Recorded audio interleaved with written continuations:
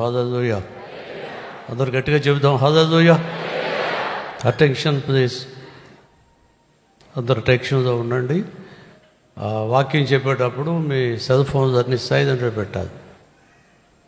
దేవుని సన్నిధి మనం గౌరవిస్తాం. ఇద్దరు ముగ్గురు ఉన్న చోట ప్రభు ఉన్నానని చెప్పారు. మనం నిశ్శబ్దంగా దేవుని వాక్యాన్ని వింటూ దేవుని చిత్తంలో మనం నడుచుకునేవారుగా ఉండాలి. ప్రభు కొరకు కనిపెట్టేటువంటి వారంగా ఉండాలని ప్రభు మాట్లాడుతున్నాడు. పరిశుద్ధ గ్రంథం నుండి ఈరోజు మన ధ్యానం కొరకు అపోస్తల కార్యముల గ్రంథము 27వ అధ్యాయము. బైబిల్ తెరిచి చూడండి. 27వ అధ్యాయము 10వ వచనం నుండి కొన్ని మాటలు మనం చదువుకుందాము. మన ప్రియులు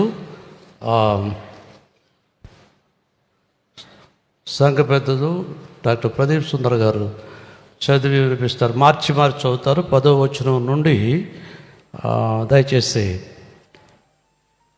20వ వచనం వరకు మార్చి చదువుకుందాము. అపోస్తల కార్యముల గ్రంథము 27వ అధ్యాయము 10 నుంచి 20 వచనం వరకు. బ్రదర్ కొన్ని మొదట చదువుతారు, రెండవ మాటలు మీరు చదవాలి. అపోస్తల కార్యములు 27వ అధ్యాయము 10వ వచనము. అప్పుడు పౌలు, అయ్యలారా, ఈ ప్రయాణము వలన సరుకులకును ఓడకును మాత్రమే కాక మన ప్రాణములకు కూడా హానియు బహు నష్టమును కలుగునట్లు నాకు తోచుచున్నదని వారికి హెచ్చరించాను. అయినను శతాధిపతి పౌలు చెప్పిన నావికుడు మరియు శీతాకాలం గడుపుటకు ఆ రేవు అనుకూలమైనది కానందున అక్కడ నుండి బయలుదేరి ఒకవేళ శక్యమైతే ఫినిస్కునకు చేరి అక్కడ శీతాకాలం గడపవలనని ఎక్కువ మంది ఆలోచన చెప్పిరి. అది నైబూతి వారి యవ్వన దిక్కుల తట్టునను క్రేతే రేవు ఉన్నది.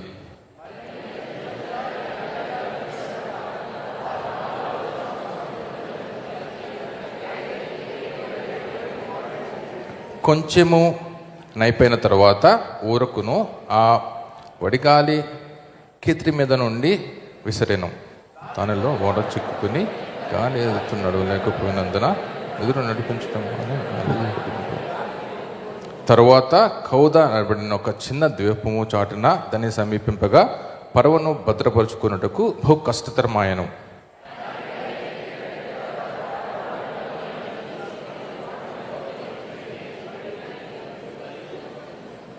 ఇసుక మీద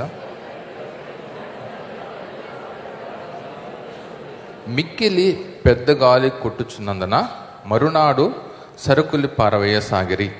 3వ దినమందు తమ చేతులారా ఓడ సామాగ్రి పారవేసిరి. కొన్ని దినములు సూర్యుడైనను నక్షత్రములైనను కనబడక పెద్ద గాలి మా మీద కొట్టినందున ప్రాణములతో కూర్చుందని ఆశ బొత్తిగా పోయాను. వారు బహుకాలము భోజనము లేక ఉన్నందున పౌలు వారి మధ్య నిలిచి, అయ్యలారా, మీరు నా మాట విని క్రేతు నుండి బయలుదేరినప్పుడు ఉండవలసింది. అప్పటికీ హానియు నష్టము కలుగపోవును. దయచేసి అందరూ వచ్చి నిలబడండి. ఒక్క నిమిషం అందరూ వచ్చి నిలబడదాం. ఒక కోరసు పాడదాం. అందరికి వచ్చినటువంటి కోరసు పాడదాం. యేసు నామమందు మనకు జయమున్నది. Right, get ready. యేసు నామమందు మనకు జయమున్నది. యేసు నామమందు దురాత్మలే పోవును. యేసు నామమందు గట్టిగా, యేసు నామమందు మనకు జయమున్నది. యేసు నామమందు దురాత్మలే పోవును. యేసుని నామమందు నిలచిన ఎవ్వారు ఎదురౌదురు. యేసుని నామమందు నిలచిన ఎవ్వారు ఎదురౌదురు. In the name of Jesus, through the blood of Jesus, we have the victory. Hallelujah, in the name of Jesus, through the blood of Jesus, Satan will have to flee. When we stand in the name of Jesus, tell me who can stand before. In the mighty name of Jesus, we have the victory. Hallelujah, in the name, అందరూ పాడదాం. In the name of Jesus, we have the victory. Hallelujah, in the name of Jesus, in the name of Jesus, Satan will have to flee. When we stand in the name of Jesus, tell me who can stand before. In the mighty name of Jesus, of the victory. Chorus పాడుతున్నప్పుడు నాకు పెద్ద ఉద్యోగం వస్తుంది. దేవుని స్తోత్రం, ఆనందం, సంతోషం. మన దగ్గర తెలుగులో పాడదాం, తను ఇంగ్లీష్ ఇంకా రావట్లేదు. నేర్చుకోండి. ఏసునామం అందరూ పాడరు. మనకు జయమున్నది ఏసునామం, దురాత్మలే పోను. యేసుని నామ మందు నిలచిన ఎవ్వరు ఎదురవుదురు. యేసుని నామ మందు నిలచిన ఎవ్వరు ఎదురవుదురు. ప్రేమగల తండ్రి, మీకు వందనములు. ఉదయకాలం మీ సన్నిధి మాతో ఉంచారు, అందుకు స్తోత్రాలు. మీ నామములో అధికమైన శక్తిని బట్టి మిమ్మల్ని స్తుతిస్తున్నాం. మీ నామమును ఉచ్చరించినప్పుడు దురాత్మలు పారిపోయినాయి నాయన. భయంకరమైనటువంటి పరిస్థితులు నాయన నుండి మేము అధిగమించి ముందుకెళ్ళాం. మీరే బలమైన కార్యం చేయండి. వెనకద చెవి గ్రహించే హృదయం మా ప్రియకు ఇవ్వండి. చదవబడిన లేఖనమును అనుసరించి మాతో మాట్లాడండి. యేసు పరిశుద్ధ నామంలో ప్రార్థిస్తున్నాము తండ్రి, ఆమెన్. అందరు గట్టిగా ఆమెన్ చెప్పండి. Please be seated. దయచేసి కూర్చోండి.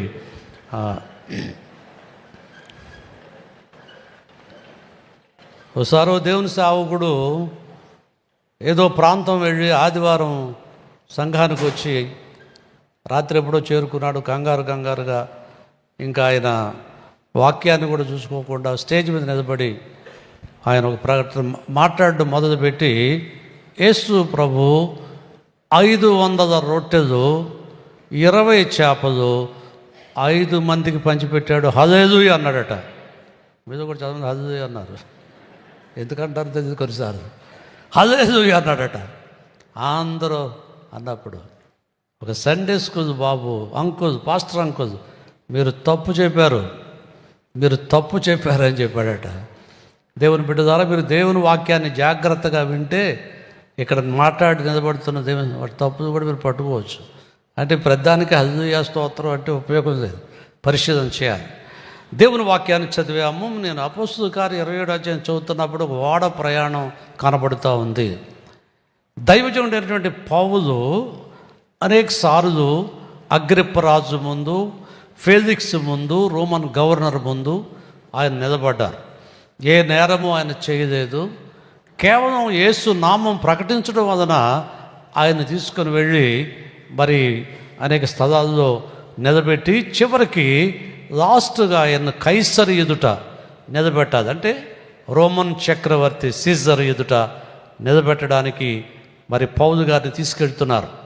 ఓడ ప్రయాణం మరి ఇటలీ వైపుగా మధ్యధరా సముద్రంలో సాగుతూ ఉంది. బైబిల్ ఎందుకు చరిత్రకు ఆధారం అంటే బైబిల్లో ఉన్న విషయాలన్నీ కూడా రాయబడినటువంటి మాటలన్నీ కూడా ఎప్పటికీ నిలిచి ఉన్నాయి. అందుకే మేము అప్పుడప్పుడు చెబుతున్నాం, the Bible is the history and Bible is the mystery. Bible అనగా చరిత్ర, బైబిల్ అనగా మర్మము. గమనించండి దేవుని బిడ్డ ద్వారా, ఆయన ఇటలీ తీసుకొని వెళుతున్నప్పుడు ఆ ఓడలో శతాధిపతి, ఓడ నావికుడు, ఓడ యజమాని, మరి దగ్గరగా 276 మంది ఉన్నారు ఆ ఓడలో.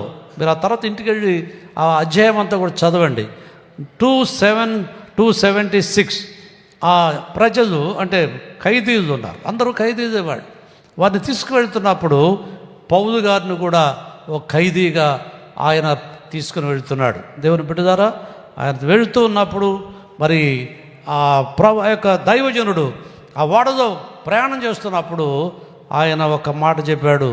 ఈ ప్రయాణం వలన మరి మన సరుకులకు మాత్రమే కాకుండా ప్రాణాలకు కూడా ఏముంది, నష్టం ఉందని ఒక హెచ్చరిక చేశాడు. ఏమంటే ఒక హెచ్చరిక దైవజనుడు చేశాడు. వాస్తవంగా హెచ్చరిక ఎవరు చేయాలి? వాడ నడిపే నావికుడు చేయాలి, లేకపోతే వాడలో ఎవరైనా వాడ అనుభవం కలిగిన వాడు చేయాలి. కానీ దేవుని సేవకుడు మరి ప్రయాణం వల్ల నష్టం ఉందని చెప్పినప్పుడు వాడు నమ్మలేదు. దేవుని బిడ్డ ద్వారా ఈ రోజుల్లో ఈ పౌలు గారికి ఏం తెలుసు? ఆయన ఏదో మోకాళ్ళు వేసుకుని ప్రార్థన చేస్తాడు, ఆయనకి ఏమీ తెలియదు అనుకున్నారు వాళ్ళు. కానీ దైవజనుడు తేటగా మాట్లాడుతూ వచ్చినట్లు దేవుని యొక్క వాక్యంలో తేటగా మనం చూస్తాం. కొన్నిసార్లు మనకు ప్రభు కొన్ని హెచ్చరికలు ఇస్తూ ఉంటాడు. మరి హెచ్చరికలు నువ్వు పాటించాలి. ఎవరి దైవ సేవకులు, దైవ గ్రంథము నుండి కొన్ని హెచ్చరికలు మరి వినపడుతూ ఉంటాయి. ఆ కాషన్ అనేటువంటిది మనం గమనించే వరంగా ఉండాలి. చాలామంది రోజుల్లో హెచ్చరికలు గమనించట్లేదు. నేను అప్పుడప్పుడు అంటాను, హెచ్చరికలు హెచ్చొరకలు. ఏం చెప్పండి? చొరకేస్తాడు అప్పుడప్పుడు ప్రభు నీకు. నేను బుద్ధిద్దుకోవాలని, సరి చేసుకోవాలని, నూతన మార్గంలో నువ్వు జీవించాలని, దేవుని బిడ్డగా నువ్వు బ్రతకాలని ఆయన కొన్నిసార్లు నన్ను దైవజనుల ద్వారా ఏం చేస్తాడు? హెచ్చరిస్తాడు. చాలామందికి దేవుని సేవకులు అంటే ఎట్లా ఉన్నారంటే ఏమి తెలియదు, ఏ ఉద్యోగం లేక, ఏ పని లేక ఈ పరిస్థితిలోకి వచ్చారనుకుంటారు చాలామంది. కానీ దైవజనుడైన పౌలు ఆ విధానమైనటువంటి వాడు, దేవుని చేత అభిషేకించబడినవాడు, దేవుని చేత పిలువబడినవాడు. ఆయన ఎక్కడున్నప్పటికి కూడా దేవుని సువార్తను ప్రకటిస్తూ ఉన్నాడు. ఎందుకు మరి ఆయన ఈ ప్రయాణం వలన నష్టం ఎందుకు వస్తుందని ముందే గ్రహించాడు. ప్రభు ఆయనకు బయలుపరిచాడు, తెలియచేశాడు. దేవుని బిడ్డ ద్వారా ఈ రోజుల్లో ఈ సత్యాన్ని గుర్తిస్తున్నావా? అనేకసార్లు ప్రభు మనం హెచ్చరిస్తున్నాడు. అనేకసార్లు ఈ జీవిత ప్రయాణం సరైంది కాదు, నువ్వు వెళ్ళే మార్గం సరైంది కాదు, నువ్వు నడిచేటువంటి త్రోవ సరైంది కాదని చెప్తూ ఉంటే కొంతమంది నమ్మట్లేదు, లేక తేలిగ్గా తీసుకుంటున్నారు. పౌలు గారు చెప్పింది నమ్మలేదట వాళ్ళు, శతాధిపతి నమ్మలేదు. ఆ పరిస్థితిలో ఆ ప్రయాణము ముందుకు ఏమవుతుంది, సాగుతుందనేటువంటి మాట దేవుని వాక్యంలో మనం చూస్తాం. అయితే వాక్యాన్ని మనం గమనిస్తే మరి ఆ ప్రయాణం సాగుతూ ఉన్నప్పుడు క్రేతు పట్టణం మీదుగా ఆ ప్రయాణం సాగుతూ ఉంది. క్రేతు అనేది ఒక పట్టణం దేవుని బిడ్డ ద్వారా, అటు వెళ్ళకూడదు వాడ. కానీ చెప్పాడు పౌలు గారు, ఆ వైపుగా వెళ్ళొద్దు అని చెప్తే వారు వినలేదు. క్రేతు పట్టణంను మరి ఎందుకన్నాడు? క్రేతు అనేటువంటిది ఆయనకి ఇష్టం లేదా, లేదా దేవుడికి ఇష్టం లేదా అని ఆలోచన చేస్తే దైవ గ్రంథంలో క్రేతు పట్టణం గురించి ఒక మాట మనం చదువుతాము. తీతు పత్రిక 1వ అధ్యాయము 12వ వచనాన్ని చదువుదాం.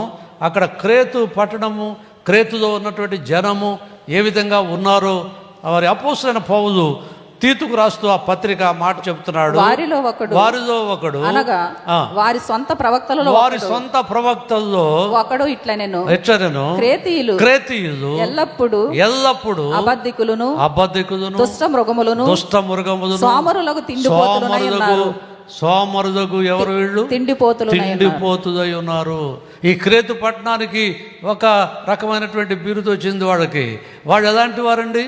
ఎప్పుడు వారు ఎవరు? అబద్ధికులు. వారు చెప్పండి, సోమరుదైనటువంటి తిండిపోతులు, దుష్ట మృగములు. ఈ రోజుల్లో కూడా అలాంటి మనుషులు లేరా లోకంలో? నోరు తెరిస్తే అన్నీ అబద్ధాలే, నోరు తెరిస్తే అబద్ధం చెప్పేటువంటి వారు. బైబిల్ గ్రంథంలో అబద్ధానికి ఒక తండ్రి ఉన్నాడు ఉంది బైబిల్లో. అపవాది గురించి మాట్లాడుతూ వాడు అబద్ధమునకు జనకుడు, ఆది నుండి వాడు అబద్ధానికి ఏంటి? తండ్రి. హవ్వతో చెప్పాడు వచ్చి, ఇది నిజమా? ఏదైనా తోటలో ప్రవేశించి దేవుడు నీతో చెప్పింది నిజమనుకుంటున్నావా? ఈ పండు తింటే మీరు చావరు. ప్రభు ఏం చెప్పాడు? ఈ పండు తినుదినమున నిశ్చయముగా చచ్చెదరు అన్నాడు ఆయన. సైతాన్ ఏం చెప్పింది? ఏం చెప్తుంది? ఈ రోజులో సైతాను మనుషులకు నేర్పాడండి. అబద్ధం నేర్పుతున్నాడు, మోసం చేయడం నేర్పుతున్నాడు, అక్రమము నేర్పుతున్నాడు, అన్యాయం నేర్పుతున్నాడు. ఒకటి ఆ గుంపులో ఉన్నావు నువ్వు, అబద్ధాలు ఆడుతున్నావు. కొంతమంది 99 అబద్ధాలు, ఒకటే సత్యం. ఇంగ్లీష్లో సామెత ఉంది, ద జై హ్యాజ్ నో లెగ్స్ అన్నారు. అబద్ధానికి కాళ్ళు ఉండవట, మనం పెట్టాలి, కాళ్ళు పెట్టాలి. నువ్వు ఈ రోజుల్లో పరిస్థితి ఏంటి? లోకం అబద్ధంతో నడుస్తూ ఉంది. బైబిల్ ఏం తెలియజేస్తుంది? ఈ క్రేతు పట్టణం వాళ్ళు ఎవరండి? అబద్ధకులు. అబద్ధం చెప్తున్నావన్నీ. నీ హృదయంలో సత్యం ఉందా? దేవుని యొక్క వాక్యం మనం చూస్తే ఎఫెసీయులకు రాసిన పత్రికలో అపోస్తలుడైన పౌలు ఒక మాట మనకు గుర్తు చేస్తున్నాడు. చూద్దాం దేవుని గ్రంథంలో ఎఫెసీయులకు రాసినటువంటి పత్రిక, కొలసీలకు రాసిన పేతురు రాసినటువంటి మొదటి పత్రిక చూడండి. దేవుని వాక్యంలో పేతురు గారు ఒక మాట మనకు గుర్తు చేస్తున్నాడు. దైవ గ్రంథంలో 4వ అధ్యాయము పేతురు రాసిన మొదటి పత్రిక 15వ వచనం చూద్దాము. 15వ వచనం, మీలో ఎవడును నరహంతకుడుగా గాని దొంగగా గాని దుర్మార్గుడుగా గాని పరుల జోలికి పోవాడుగా గాని బాధ అనుభవింపతగదు. మీలో ఎవడును ఇలాగ ఉండడానికి వీలేదు. మీలో ఎవడును నరహంతకుడుగా కానీ దొంగగా కానీ పరుల జోలికి పోవాడుగా కానీ ఏం చేయకూడదు, ఉండకూడదు. అక్రింద వచనంలో రాస్తున్నాడు, ఎవడైనా క్రైస్తవుడైనందుకు ఆ పేరును బట్టి దేవుని ఏం చేయాలి? భయపడతాడు. దేవుని స్తోత్రం. క్రైస్తవులు లేరండి, క్రైస్తవులు అవ్వాలి. అందుకే మనం ఎప్పుడు చెప్పుకుంటాం, one who followed Christ is a Christian. ఎవరు క్రీస్తు ప్రభువుని వెంబడిస్తున్నారో వాళ్ళే క్రైస్తవులు. పుట్టు క్రైస్తవులు లేరు బైబిల్లో. కొంతమంది పెళ్ళికి క్రైస్తవులు అవుతారు. ఉద్యోగానికి బ్రిటిష్ వారు మన దేశాన్ని ఏలుబడి చేస్తున్నప్పుడు చాలామంది క్రైస్తవులు అయిపోయారట. ఎందుకు తెలుసా? ఉద్యోగాలు ఇస్తున్నారని. అచ్చయ్య గారు అబ్రహాం అయిపోయాడట. ఏమండి? లేకపోతే ఇంకో పేరు ఉన్నవాళ్ళు రకరకాల వాళ్ళు పేరు చెట్టేసుకున్నారు. ఇది ఉద్యోగాల కొరకు. ఈ రోజుల్లో ఉద్యోగాలు రావట్లేదని క్రైస్తవులు ఏమైపోతున్నారు? అన్యుదైపోతా ఉన్నారు. దేవుని వాక్యంలో ఎవడైనా క్రైస్తవుడైనందుకు ఆ పేరును బట్టి సిగ్గుపడక ఏం చేయాలి? చెప్పగలవా నువ్వు? నేను క్రైస్తవుడు, నేను ప్రభువుని నమ్ముకున్నాను. ఏమండి? ఒకళ్ళకి లాభం రాకపోవచ్చేమో. మా పిల్లలను స్కూల్లో వేస్తున్నప్పుడు ఇండియన్ క్రిస్టియన్ అని పెట్టాం మేము. మాస్టర్ గారు, మీరు ఇండియన్ క్రిస్టియన్ పెడితే స్కాలర్షిప్ రాదండి, ఫీజులు బాగా కట్టుకోవాలి, కొంచెం తగ్గించండి అన్నాడు. అక్కర్లేదయ్యా, ఒకళ్ళు లేకపోయినా సరే మా బిడ్డలకు అదే పేరు పెట్టాం. దేవుడి స్తోత్రం చెప్పండి. విడిచిపెట్టాడా దేవుడు? చదువు రాలేదా? ఎప్పటికప్పుడు ఫీజు కడతానే వచ్చాము. మా విశ్వసి గారు, డాడీ రేపు ఫీజు కట్టాలి కాలేజీలో. మరేంటి, డబ్బులు ఉండే కాదు. నేను ఒకటే చెప్పాను, ఆ మూలకెళ్ళి గదిలో మోకాళ్ళు వేసి ప్రార్థన చేయి. నేను చేస్తాననేవాడు. మా పాస్టరమ్మ గారు చేస్తాననేది. అద్భుతంగా దేవుడు ఆ ఉదయానికి మా అవసరం తీర్చేవాడు. దేవుడికి స్తోత్రం. అలా చదివేశారు. దేవుని కొరకు నువ్వు నిలబడుతున్నావా? ఎవడైనా క్రైస్తవుడైనందుకు సిగ్గుపడక ఆ పేరును బట్టి ఏం చేయాలా? దేవుని వైపరచాలి. 1964లో చైనా వాళ్ళు మన ఇండియన్ ఆర్మీని పట్టుకున్నారు. టిబెట్ బార్డర్లో పట్టుకున్నారు. చైనా బార్డర్లో చైనా కమాండర్ వరుస పెట్టి అందరిని షూట్ చేసేమన్నాడు. దొరికిన వాళ్ళని షూట్ చేయమన్నాడు. షూట్ చేస్తున్నప్పుడు ఒక మన ఇండియన్ ఆర్మీ సోల్జర్ దగ్గర జేబులో క్రొత్త నిబంధన బైబిల్ ఉంది. అప్పుడు ఆయన చైనా కమాండర్ చూసి అన్నాడు, mister, are you a Christian? ఏమయ్యా నువ్వు క్రైస్తవుడు అంటే, yes sir, I'm a Christian. అద్భుతం జరిగింది ఏంటంటే, ఇతను తీసుకుని వెళ్ళి ఇండియా బార్డర్లో విడిచిపెట్టేమన్నాడు. దేవునికి స్తోత్రం. అతని జేబులో ఏముంది? అసలు దేవుని మందిరం కోసం బైబిల్ తెస్తున్నామన్నా, సెల్ ఫోన్ ఉందండి. నువ్వు ఎక్కడికి వెళ్తున్నావో తెలియట్లేదు మనుషులకి. నువ్వు సినిమాకి వెళ్తున్నావో, దేవుని మందిరానికి వస్తున్నావో తెలియట్లేదు. నువ్వు దేవుని బిడ్డగా జీవించాలి. ఆ పేరు బట్టి దేవుని మహింపరచాలి. క్రేతు పట్టణస్తులు ఎలాంటి వారు వీళ్ళు? అబద్ధికులు. సత్యము నీదో కనబడుతుందా? మా నాన్నగారి పేరు సత్యనారాయణ మా నాన్నగారి పేరు. నోరు తెరిస్తే అన్నీ అబద్ధాలే, ఒకటి సత్యం ఉండే. ఒకసారి మా అమ్మగారి మెడలో 3 తులాలు బంగారపు చేయని ఉండేది. పెళ్ళైన తర్వాత అబద్ధం ఆడి మా ఫ్రెండ్ వాళ్ళ అమ్మాయికి పెళ్ళి అవుతుంది, ఒకసారి పెట్టుకొని ఇచ్చేస్తారు అని చెప్పి అబద్ధం ఆడి తీసుకెళ్ళి క్లబ్కి అమ్మేశాడు దాన్ని. ఏమండి, ఆఖరి మంగళసూత్రంతో సహా అమ్మేశాడు. అదే పోయింది. దేవుని మరి వైపుగా మా తల్లి గారు చూసింది, బాధపడలేదు, బంగారం పోయిందని చింతపడలేదు.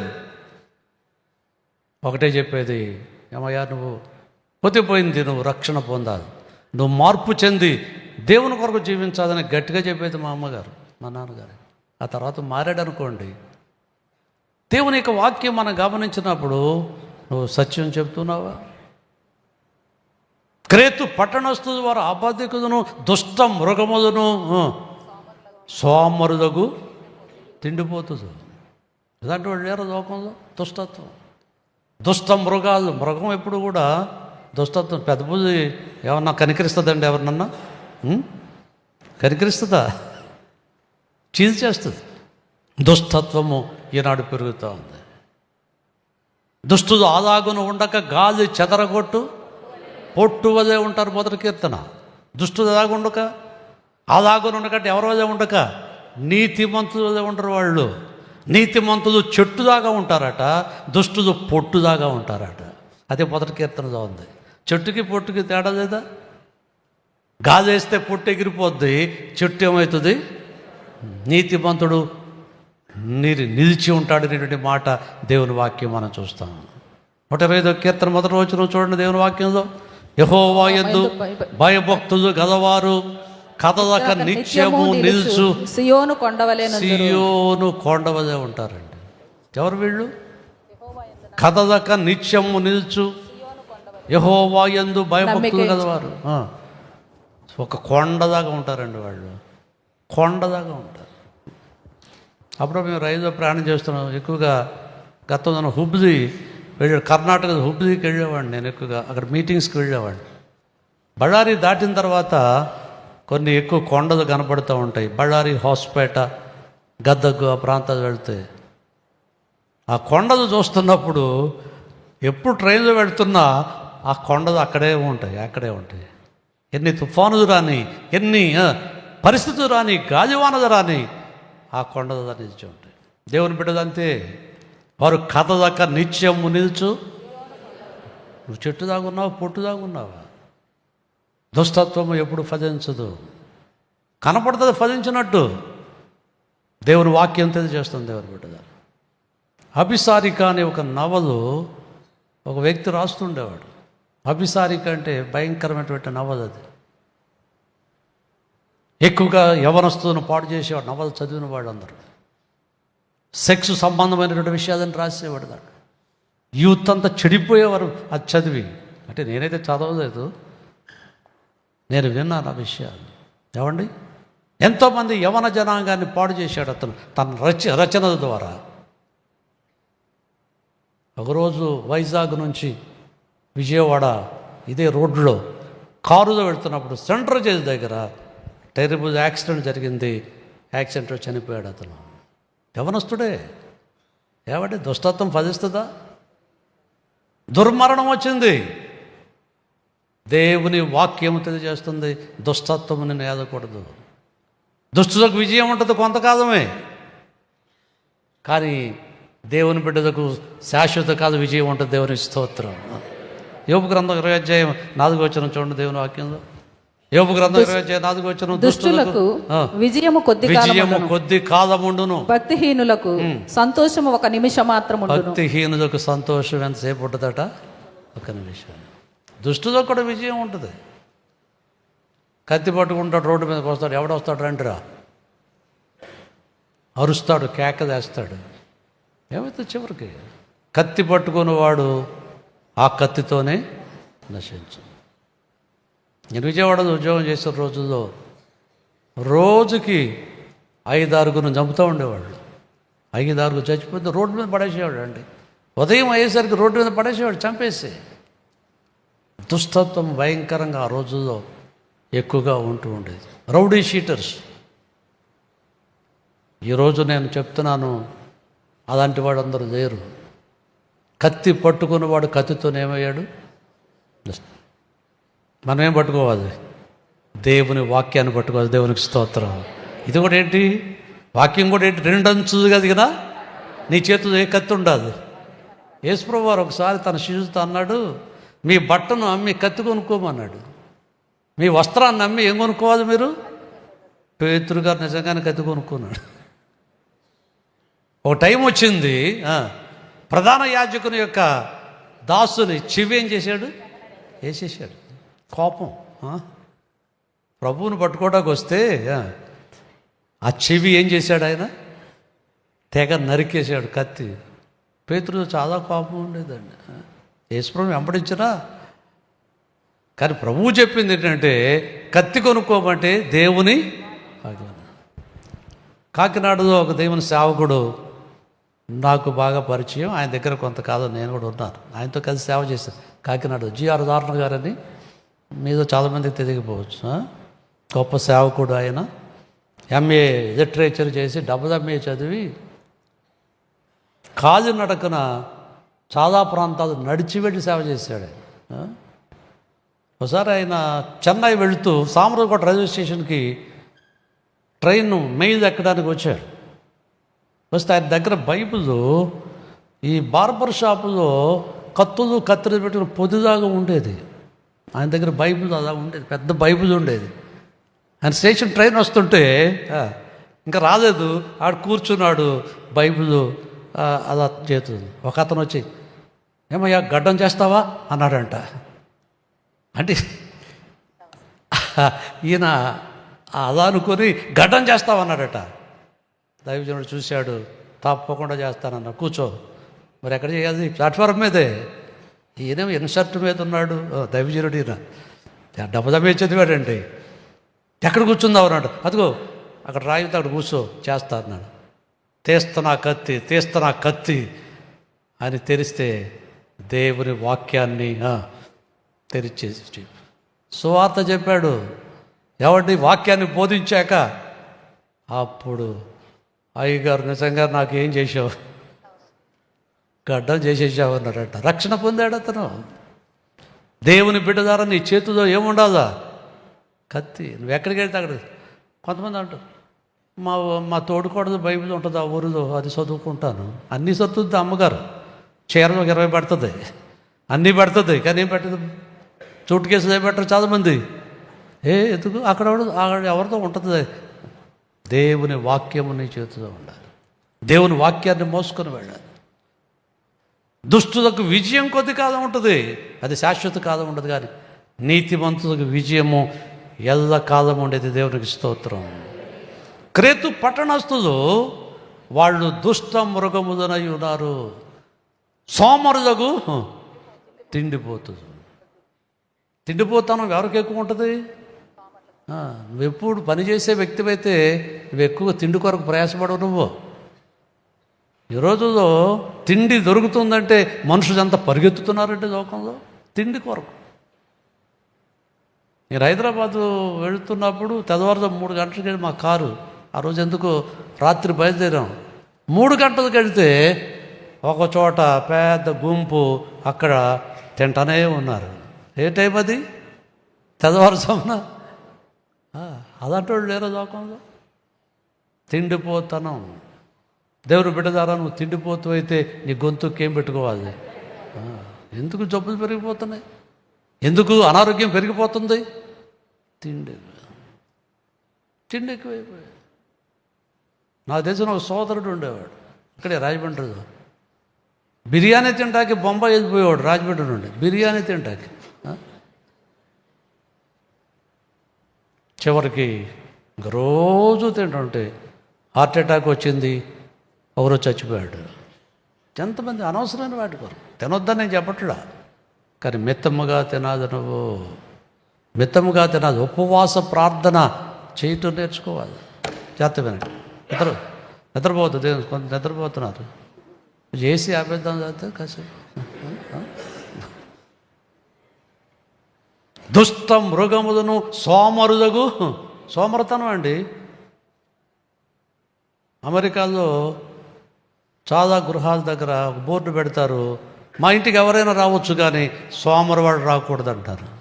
ఏమండి, నేను చూశాను ఒక ఆయన 85 సంవత్సరాలు, మేము న్యూయార్క్లో ఉన్నప్పుడు 85 సంవత్సరాల వయసు, ఉదయాన్నే లేచి ఆ గార్డెన్ వర్క్ అంతా చేస్తున్నాడు ఆయన. 85 ఇయర్స్ అండి. ఎంత యాక్టివ్గా ఉన్నాడు అతను. ఉదయాన్నే లేచిపోయాడు, చక్కని పని చేస్తూ ఉన్నాడు. ఈరోజు ఏదో సోమరితనం ఉందా? సొలొమోను గారు చెప్తున్నాడు, సోమరివాణిదు నేను దాటి రాగా దాని నిండా ముళ్ళ తొప్పలు మూల్చిపోయినాయి. సోమరివాణిదు నిజంగా నేను అంటారు, కొంతమంది ఎడకు పేరు పెట్టాలి, ఈ సోమరివాడ గృహం అని పెట్టాలి. అందరూ సోమరితనం, పని ఉండదు, ఏముండదు, నిద్రపోవటమే, తింటాం నిద్రపోవటమే. ఎందుకు వస్తుంది పేదరికం? దేవుని వాక్యంలో తిండిపోతుదు, త్రాగుపోతుదు, దరిద్రులు చదువుతారన్నాడు వాక్యంలో. ఎందుకు దరిద్రత వస్తుందా మనుషులు? తిండిపోతాను, త్రాగుపోతాను. దేవుని బిడ్డ ద్వారా గమనించండి. సోమరితనం నీలో ఉందా? గుణవతైన భార్య గురించి సామెత 31 చదువుతుంటే, ఉదయమునే పెందల కడలేచి తన ఇంటి వారి కొరకు భోజనము సిద్ధపరచును. హల్లెలూయా. ఏమండి, గుణవతి అయినటువంటి ఆ స్త్రీ ఎప్పుడు చేస్తుంది? పెందల కడ చేస్తుంది. తన ఇంటి వారి కొరకు ఏం చేస్తుంది? నువ్వు చేస్తున్నావు ఉదయం? దేవుని ప్రజలు ఎప్పుడు కూడా నువ్వు ఉదయాన్నే లేవటం. ఎంత పని ఉన్నా ఒకసారి మేము రాత్రులు 12 అవుతుంది పండుకునేసరికి, ఎక్కడికి వెళ్ళి 12 గంటలకు వచ్చి పడుకున్నా, మళ్ళీ ఉదయాన్నే లేచిపోయి మోకాళ్ళ మీదకి వచ్చి ప్రార్థన. ఈనాడు నీ జీవితంలో అలాంటి పరిస్థితులు ఉన్నాయా? 3 సోమరోళ్ళు చెట్టు కింద కూర్చున్నారట. ఎవరో జమీందారు గారు చూస్తూ పాపం సోమరోళ్ళు ఏదో సహాయం చేయాలని ఒకరిని పిలిచాడట. అబ్బాయి నీవు రావయ్యా, నీకేదో సహాయం చేస్తానంటే, నేను సగం దూరం వస్తాను సార్, సగం దూరం మీరు వచ్చి ఇవ్వాల్సింది ఇచ్చి వెళ్ళిపోండి అన్నాడు. రెండో వాడు అన్నాడంట, నేను 70% వస్తాను, 30% మీరు వచ్చి నేను 30% వస్తాను, 70% మీరు వచ్చి ఇచ్చేది వెళ్ళిపోండి అన్నాడు. ఇక మూడో వాడు అన్నాడంట, అదేమి రాదండి సార్, మీకు ఇవ్వాలంటే తెచ్చి జేబులు ఇట్టే వెళ్ళిపోండి అన్నాడండి. ఇంకంతకంటే సోమర్తనం ఏంటండి? నీదో ఒక లేజినెస్ ఉందా? సోమరిగా జీవిస్తున్నావు నువ్వు, ఇంకేం పని ఉండదు, తినటం తిరగటం రోడ్ల మీద. అసలు బైబిల్లో ఒక మాట ఉంది, భోజనం పని చేయని వాడు భోజనం చేయకూడదు. ఒకడు అలాంటి ఆర్డినెన్స్ మన దేశంలో వస్తే ఎంతమందికి భోజనం ఉండదు. పని చేయాలి. ఎందుకు దేవుడికి 2 చేతులు ఇచ్చాడు? పని చేయాలి. ఒకటి మీద స్త్రీలు ఉంటారు చాలామంది, మేము హౌస్ వైఫ్లు అండి, మాకేం పని ఉంటుందండి? ప్రార్థన చేయటం కూడా పనే. దేవునికి స్తోత్రం. క్రేతు పట్టణము భయంకరమైన స్థితిలో నింపబడినప్పుడు పౌలు గారు అంటున్నాడు, ఆ ప్రయాణం వలన మనకేమొస్తుంది? ఒకసారి నువ్వే ప్రయాణం, నీ ప్రయాణం ఎటు వెళ్తున్నావు? నీ మార్గం ఎటుగా వెళ్తున్నావు? నీ జీవితంలో పరిశోధన చేసుకున్నావు ఎప్పుడైనా? ఆ మార్గం ఎలా ఉంది? నేను వెళ్ళే ప్రయాణం ఎలా ఉంది? దేవుని సన్నిధిలో నువ్వు ఎప్పుడైనా సరే యోచన చేయాలని ప్రభు మాట్లాడుతున్నాడు. దేవుని గ్రంథాన్ని మనం ఆలోచన చేస్తున్నప్పుడు, క్రేతు పట్టణం మీదుగా వెళుతూ ఉన్నప్పుడు అక్కడ దక్షిణపు గాలి మెల్లగా విసురుతుందట. ఒక మాట చదువుతారా మరొకసారి? 27వ అధ్యాయం చూడండి, అపొస్తలుల కార్యం. పౌలు గారు ఆ మాట చెప్పిన తర్వాత ఆ ఓడ నావికుడు వీళ్ళందరూ ఆ మాట వాడు గుర్తించిన తర్వాత వారి విధంగా చెప్తున్నారు. చూడండి 13వ వచనం, 27:13. దక్షిణపు గాలి మెల్లగా విసురుచుండగా వారు తమ ఆలోచన సమకూడినదని తలంచి లంగరెత్తి క్రేతు ధరిని వాడ నడిపించిరి. దక్షిణపు గాలి మెల్లగా విసురుతున్నప్పుడు మా ఆలోచన సరిగదు. ఈ పౌలు గారి ఆలోచన మంచిది కాదు, ఈ పౌలు గారు చెప్పింది సరైంది కాదు, ఈ దైవజనుడు చెప్పింది సరైంది కాదని వాళ్ళు వెళ్తున్న దక్షిణపు గాలి మెల్లగా. ఎప్పుడైనా వాడ ప్రయాణంలో సముద్రం మీద అంటే ఇప్పుడంటే మోటార్స్ వచ్చినాయి, ఇంజిన్స్ వచ్చినాయి. మరి పౌలు గారు కాదు, తెరచాప ఓడలు దాకా ఉండేవి. గాలిని బట్టి ఓడ నడుస్తుండేది సముద్రంలో. దక్షిణపు గాలి విసురుతుంటే దక్షిణపు గాలి ఓడకు అనుకూలమైనటువంటి. మరి విమానం ఎట్టడితో తెలుసా మీకు? ఎదురు గాలిలో వెళ్ళాలి. విమానం ఎప్పుడు కూడా ఎదురు గాలిలో టేకాఫ్ చేస్తారు. ఎప్పుడైతే విమానం ఎక్కితే పైలట్ ఎదురు గాలిలో విమానాన్ని టేకాఫ్ చేసి తీసుకెళ్తాడు. కానీ ఇక్కడ దక్షిణపు గాలి ఓడకు అనుకూలం. అది మెల్లగా విసురుతున్న వస్తూ ఉన్నప్పుడు ఈ పౌలు గారు చెప్పింది వట్టి మాటలు, అనవసరంగా ఆయన మాట వింటే మనం నష్టపోయేవాళ్ళం అనుకున్నారు వాళ్ళు. అందుకే అక్కడ వాక్యం మనం చూస్తే దక్షిణపు గాలి మెల్లగా ఏం చేస్తుంది? విసురుతూ ఉన్నప్పుడు.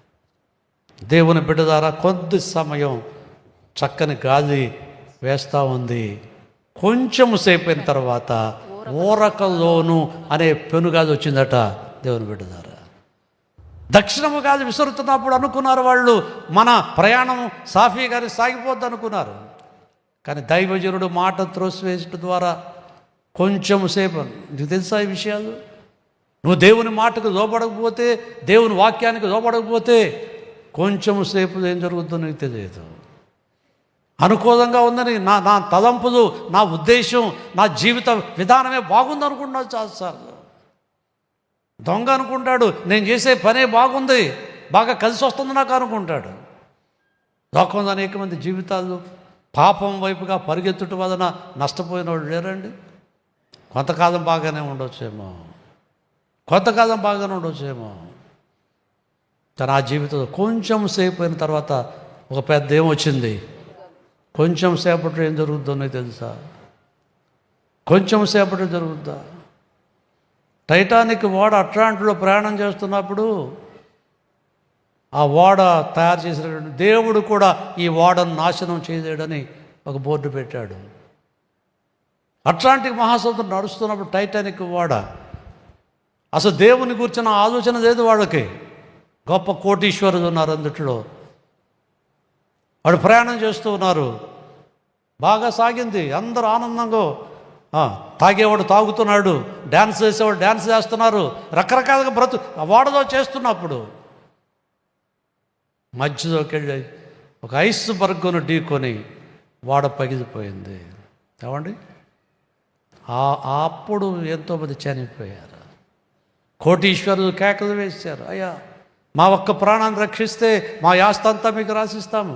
ఆ కెప్టెన్తో వాళ్ళతో మాట్లాడితే ఆ కెప్టెనే బ్రతకలేదు, ఇంకా ఎవరు వదులుతారండి? అనుకుంటున్నావేమో నా ప్రయాణం బాగా సాగుతుందని. కానీ దేవునికి నువ్వు లోపడకపోతే, దేవుని హెచ్చరికలు నువ్వు గ్రహించకపోతే జీవితం పాడైపోతుంది, నష్టపోతావు. ఆ తర్వాత విషయాలు మనం చూస్తే ఆ ఓడ సామాగ్రి అంతా పడేశారట. ఏమండి, ఓడ సామాగ్రి అంతా ఏం చేశారు? సముద్రంలో పడేశారు, తీసుకెళ్ళి తేలిక చేశారు.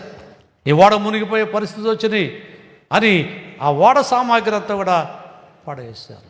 నష్టాలు ఎందుకు వస్తున్నాయి? నష్టాలు ఎందుకు? కుటుంబాలు ఎందుకు నష్టం? కుటుంబం ఎందుకు భయంకర వ్యాధులు? ఎందుకు భయంకరమైన విపత్తులు? ఎందుకు ఆర్థిక ఇబ్బందులు? ఎందుకు అపజయాలు? నువ్వు దేవుని మాట వింటలేదు, దేవునికి లోబడనందువల్లనే. ఈ దినాల్లో నీ పరిస్థితి గుర్తిస్తున్నావా? మా గ్రామంలో పేరయ్య అనే ఒక అతను ఉండేవాడు, భయంకర దొంగ. పల్లెటూరులోనే పంటలు పండినప్పుడు ధాన్యాన్ని నూర్చి పొలాల్లో పెడితే దొంగతనంగా అన్నీ పట్టుకెళ్ళిపోయేవాడు. తెలుసుకొని చాలామంది, ఏమయ్యా పేరయ్య మా ధాన్యమే దొంగిలించావు ఏంటంటే వాళ్ళ ఇంటికి నిప్పు పెట్టేవాడు,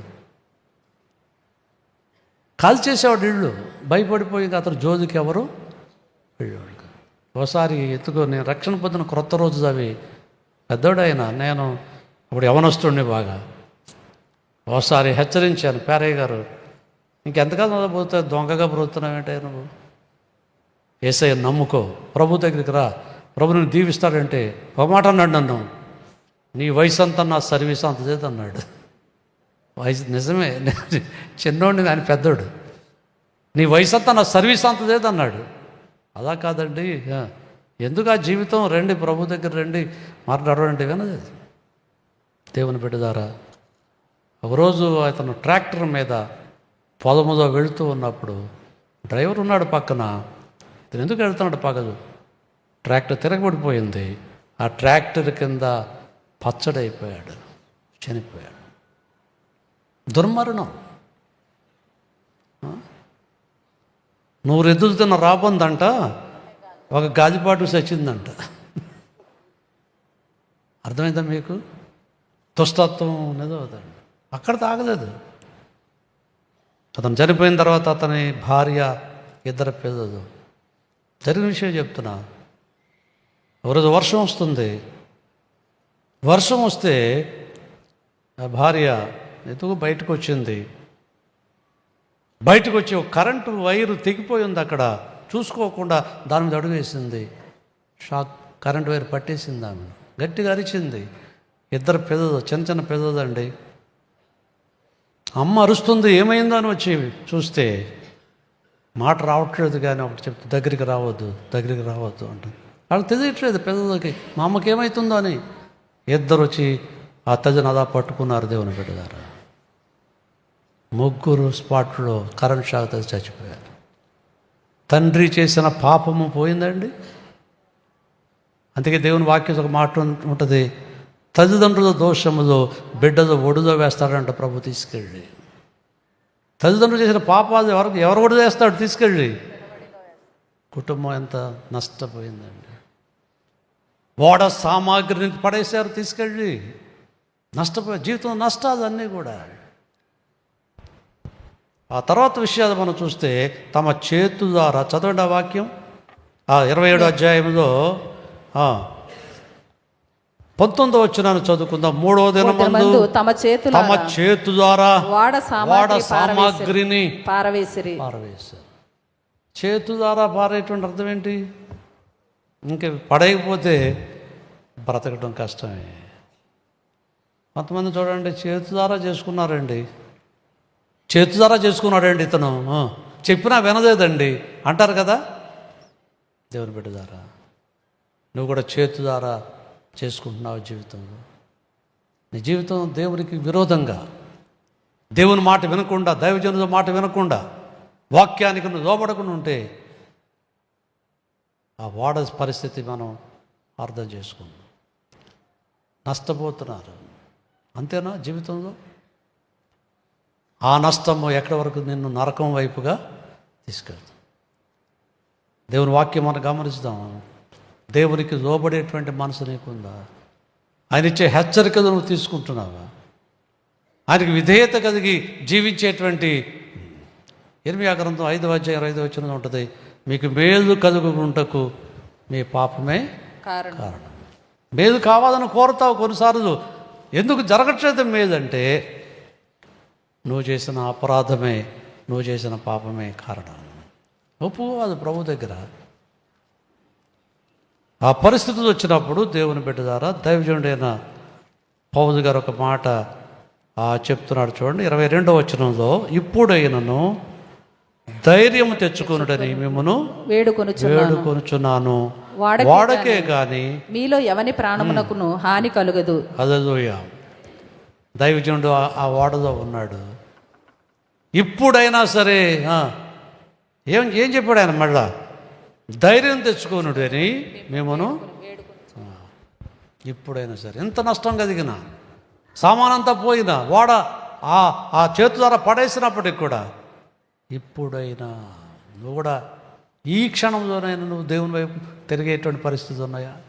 ఇంత జరుగుతున్నప్పటికీ దేవుని దూషిస్తారు చాలామంది. దేవుడు ఉంటే నాకు ఎలా ఎందుకు జరిగింది అంటారు.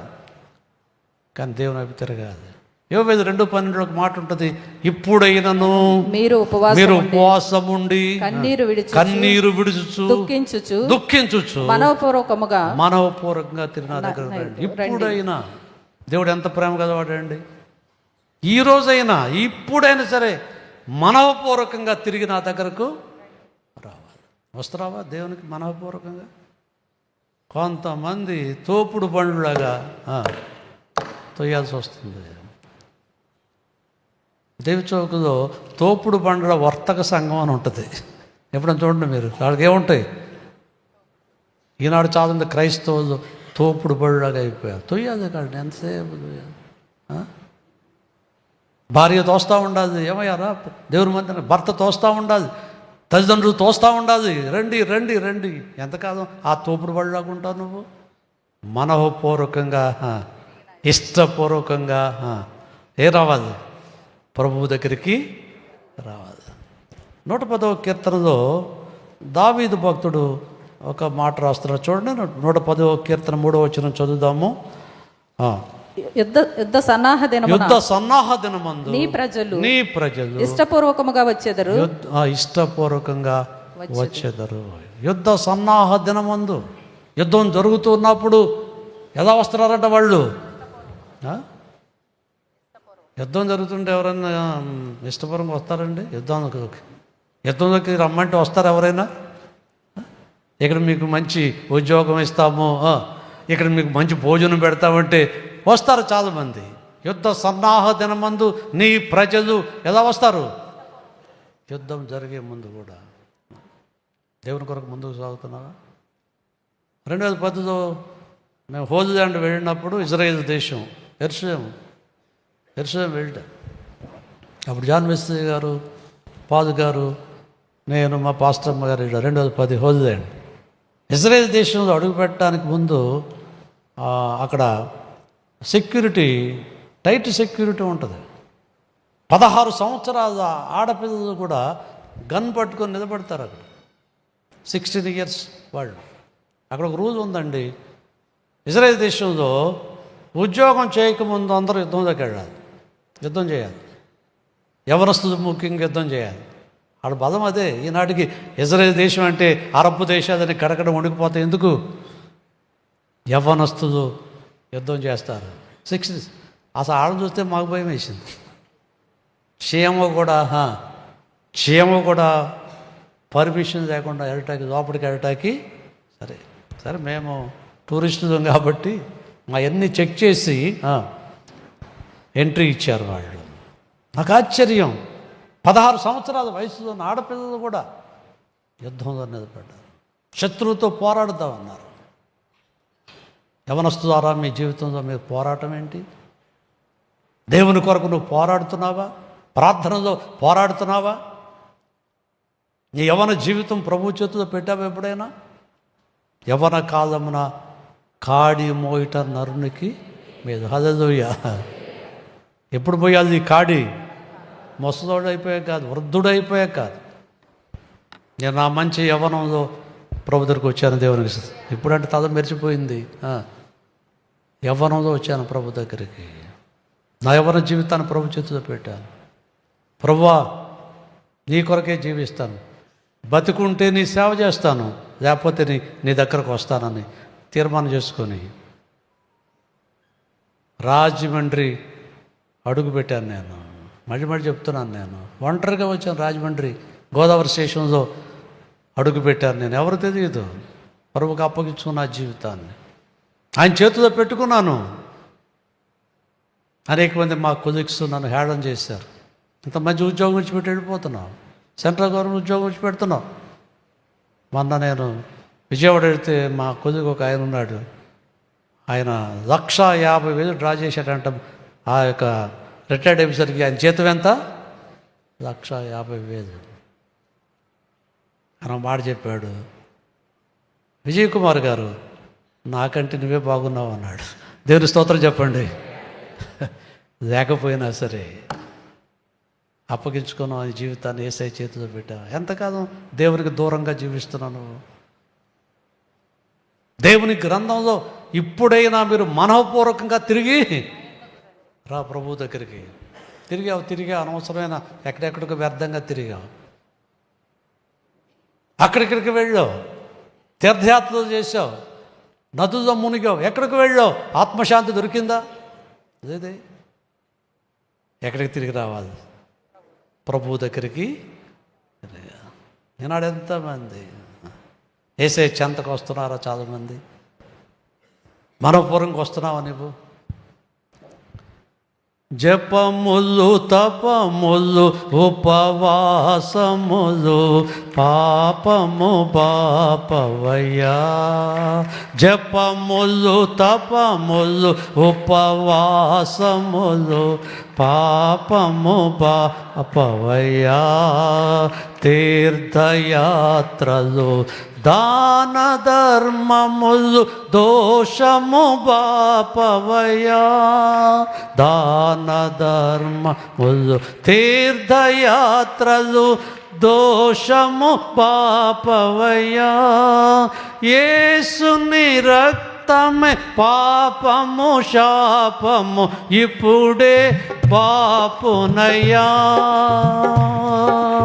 యేసుని రక్తమే పాపము శాపము ఇప్పుడే బాపునయ్యా.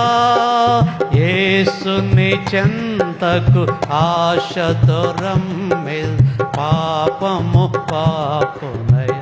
హల్లెలూయా. జపములు తపములు తీర్థయాత్రలు దాన ధర్మములు పాపాన్ని మానదు. ఎవరి రక్తం? ఎవరి రక్తం? యేసయ్య. వస్తున్నావు ఆయన దగ్గరికి. దేవునితో నడుస్తున్నావా? బాబు మీరు కూడా వాక్యం వినాదా? సంగీతం వేసేవాళ్ళు అడుగు తిరుగుతున్నారు. దేవుని సన్నిధి మనతో ఉండాలి. ఆయన దగ్గరికి నువ్వు తిరిగి రావాలి. ఎక్కడికి వెళ్ళినా ఎక్కడికి.